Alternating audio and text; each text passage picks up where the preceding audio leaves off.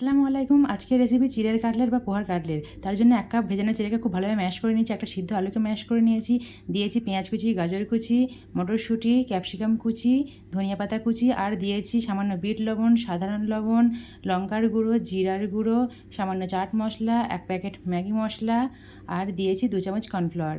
আপনারা চাইলে আদা কুচিও দিতে পারেন। এবার সমস্ত কিছু খুব ভালোভাবে মাখিয়ে নেব। মাখানো হয়ে গেলে অল্প একটু মিশ্রণ নিয়ে হাতের মধ্যে গোল করে চ্যাপ্টা করে কাটলেট শেপ দিয়ে নেব। এবার একটা বাটিতে 2 চামচ কর্নফ্লাওয়ার নিয়ে অল্প একটু পানি দিয়ে খুব ভালোভাবে গুলে নেব। মেশানো হয়ে গেলে তারপর নিয়ে নেব ব্রেড ক্রাম্ব। এবার একটা কাটলেট নিয়ে কর্নফ্লাওয়ারের গুলার মধ্যে ডুবিয়ে একটু ঝরিয়ে নিয়ে ব্রেড ক্রাম্বের মধ্যে কোট করে নেব। এভাবে আমি সমস্ত কাটলেটগুলো রেডি করে নিয়েছিলাম। তারপর ফ্রাই প্যানে তেল গরম করে একে একে গরম তেলের মধ্যে দিয়ে গ্যাসের ফ্লেমটা একেবারে লোতে করে দেবো। তারপর উল্টে পাল্টে লাল লাল করে ভেজে তেল থেকে উঠিয়ে নেব। এবার গরম গরম শসা সালাদের সাথে পরিবেশন করে নেব। তো রেসিপিটি কেমন লাগলো অবশ্যই কমেন্ট করে জানাবেন। ভালো লাগলে লাইক করে কমেন্ট করবেন, আমার চ্যানেলটিকে সাবস্ক্রাইব করবেন। আল্লাহ হাফিজ।